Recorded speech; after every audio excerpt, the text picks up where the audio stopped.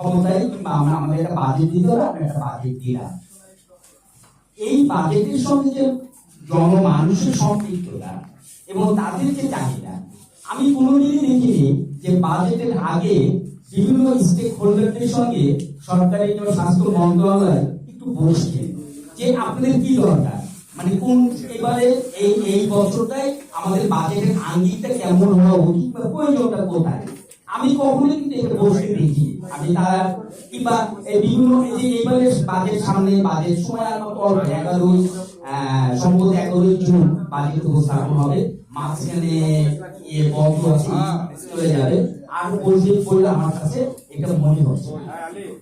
একটা জিনিস হচ্ছে যে আমরা বাজেট দেখছি, প্রতিবার আমরা বাজেটের আকার দেখছি, মানে আকারটা বাড়ছে বাজেটের, কিন্তু সেটা হচ্ছে মূল সমস্যা হচ্ছে বাজেট কম থেকে যাচ্ছে। একটা ভালো বাজেট বলা হচ্ছে যে একটা ভালো বাজেট যেটা হয় 8 থেকে জিডিপির 8 থেকে 12% একটা ভালো বাজেট হয়। আমাদের এখানে জিডিপি মানে সর্বশেষ যেটা হচ্ছে 2025 সালে জিডিপির মোট ছিল 0.7, অর্থাৎ জিডিপির কত নিচে, অর্থাৎ 0.7 থেকে 1% মধ্যে আমাদের বাজেট ওঠানামা করছে, যেখানে একটা ভালো বাজেটের জন্য দরকার 8 থেকে 12%, সেটা আমাদের হচ্ছে না। আবার দেখেন কি অদ্ভুত বিষয়, যে বাজেটটা অ্যালোট করা হচ্ছে মানে বরাদ্দ করা হচ্ছে সেটাও আবার আমরা খরচ করতে পারছি না।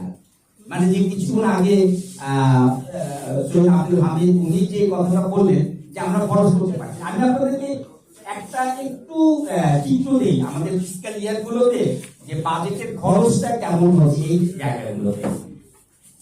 2021 সালে মানে এনডিপি যেটা আমাদের উন্নয়ন বাজেটের যেটা, সেই উন্নয়ন বাজেটে 58% আমরা খরচ করতে পেরেছি, অথচ সেখানে জাতীয় গড় মানে সব মন্ত্রণালয়গুলো খরচ করতে পেরেছে 82%, আর স্বাস্থ্য খাতে খরচ হয়েছে 58, এবং সর্বশেষ 2025 সালে এটা হচ্ছে সর্বনিম্ন হয়েছে 21% ব্যয় হয়েছে, মানে স্বাস্থ্য উন্নয়ন বাজেটের যে অংশটা। তাহলে আমরা বাজেট দিলাম, সেই বাজেট আমরা খরচ করতে পারলাম না, মানে এই যে কেন খরচ করতে পারলাম না এটার কোনো কারণও আমরা কখনো বের করি না, এবং সেই কারণটা সমাধানের জন্য কোনো ওয়ে আছে কিনা আমরা সেটার পথ বের করার চেষ্টা করি না। অর্থাৎ এবং এরপরে দেখেন যে আমি বরাবরই একটা জিনিস দেখেছি যে সেটা হচ্ছে ধরেন যে বাজেটের ক্ষেত্রে রাজনীতি একটি বড় প্রভাব বিস্তার করে, রাজনৈতিক পরিস্থিতিটা একটা বড় ফ্যাক্টর হয়ে দাঁড়ায়। যেমন সর্বশেষ 2025 সালে যে রাজনৈতিক পরিস্থিতিটা ছিল সেখানে বাজেটের সর্বনিম্ন পরিস্থিতিটা 23% ব্যয় করতে পেরেছে, বাকিটা ব্যয় হয়। তারপরে হচ্ছে আপনি সরকার পরিবর্তনের সঙ্গে সঙ্গে মানে অন্তত আমি একটা অভিজ্ঞতা যেটা বলবো, যারা অনেক কিছু করে অন্তত স্বাস্থ্য যেটা জনমানুষের একবারে প্রতিদিন চাহিদা, এইটাকে নিয়ে এত পরীক্ষা নিরীক্ষা না করে ঠিক পদ্ধতিগতভাবে কতটুকু ভালো করা যায় সেই জায়গাটা করা উচিত। গত সরকারের সময় আমরা দেখলাম সংস্কার কমিশন একটা দীর্ঘদিন কাজ করে, এখানে জাকির ভাই আছেন যে দীর্ঘদিন কাজ করে সংস্কার কমিশনে একটা রিপোর্ট পেশ করেছিল, সেটা অনেক আমরাও জানি, সেটা আমরাও ইনভলভ ছিলাম, যে আমরা অনেক সুপারিশ করেছি। এখন এই সরকার আসার পর আবার কি হবে, এই সরকারের মতো করে নিশ্চয়ই প্রত্যেকটা সরকারের একটা করে এজেন্ডা থাকে, তাদের লক্ষ্য থাকে, তাদের ভোটের বিষয়গুলো থাকে, তারা তাদের মতো করে আবার একটা স্বাস্থ্য ব্যবস্থাপনা গড়ে তুলবে।